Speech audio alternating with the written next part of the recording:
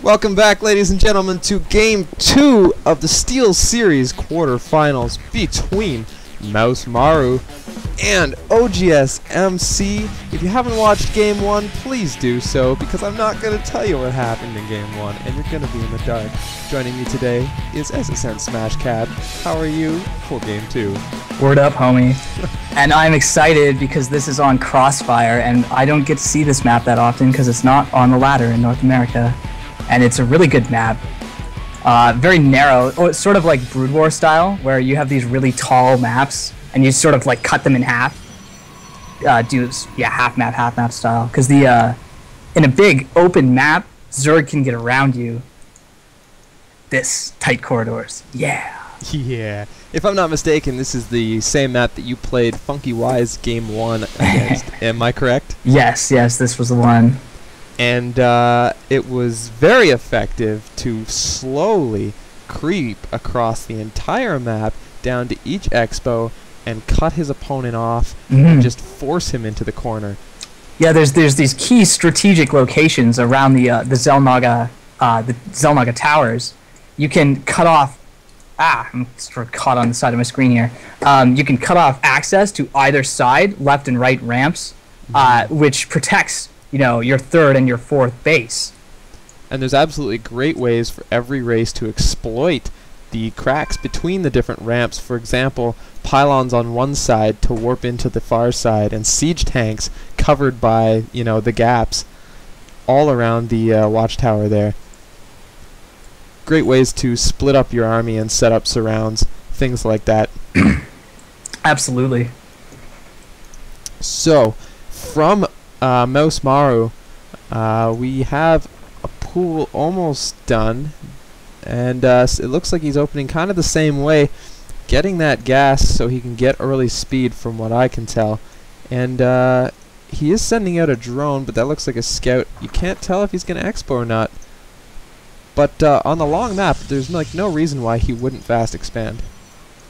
Well, 4-gate does cut the there's no reinforced time for a 4-gate. It's instant army wherever you want it, which is really nice, which makes these long distances sort of nullified. So I think he might be a little bit worried about that, but he'll probably grab a fairly early expansion.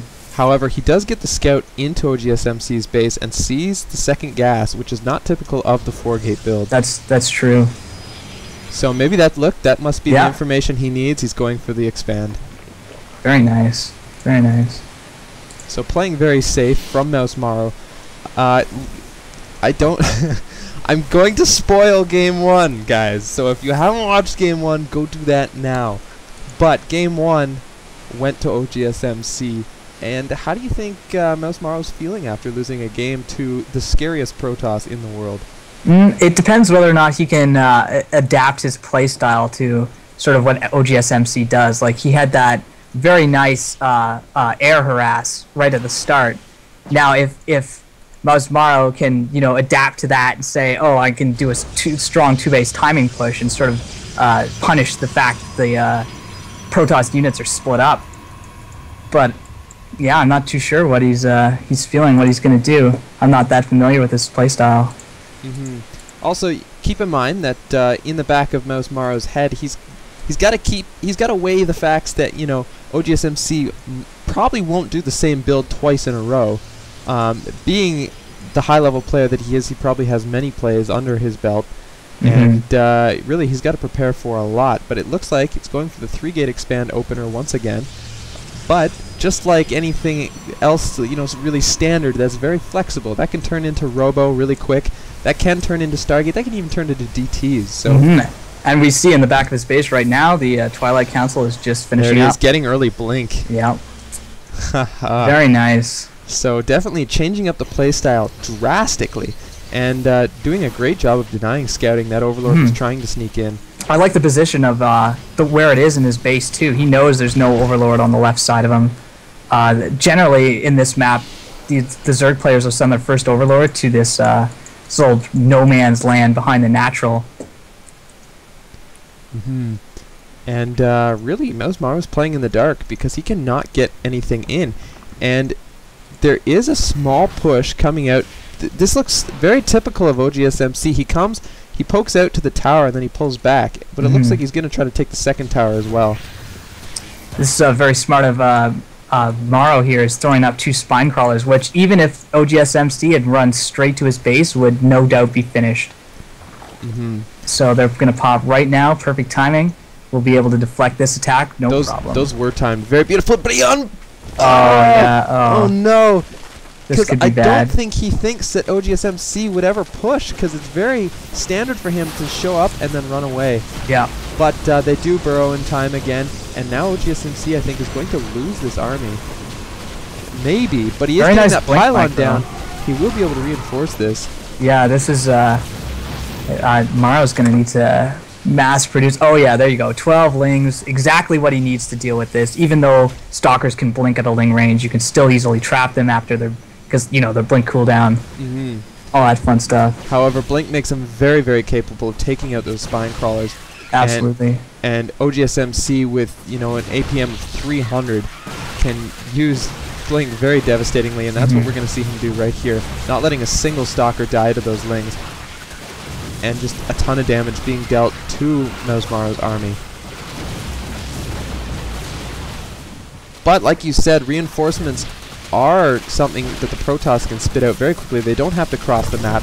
However, denying that warp cycle by killing the pylon, that is the end of the push from OgsMC. And also, he hasn't taken his expansion yet, so... I think he tried, but there was a ling there. If you go to the income tab there, it's 29 to 23 in Marrow's favor, so I think he did a really good job of holding his expansion there. Not only that, look, OgsMC dropped a pylon, you know, Whiterus style, so that there couldn't be any run-bys, and I think maybe that's why Sorry. If I'm not mistaken, my assumption is that the probe was sent, the pylon was dropped, the probe was told to build a nexus, but while he was microing his army, that ling cancelled that.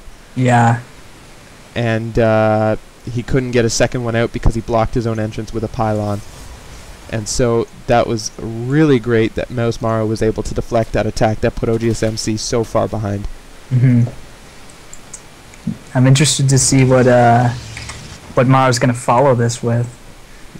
I'm really not familiar with Zerg playstyles. Like, I play Terran and Protoss primarily, not Zerg. The only thing I know how to do is Scott's Ling build, which, I mean, if you watch this channel a lot, you're going to see that fairly, you know, every once in a while. I don't think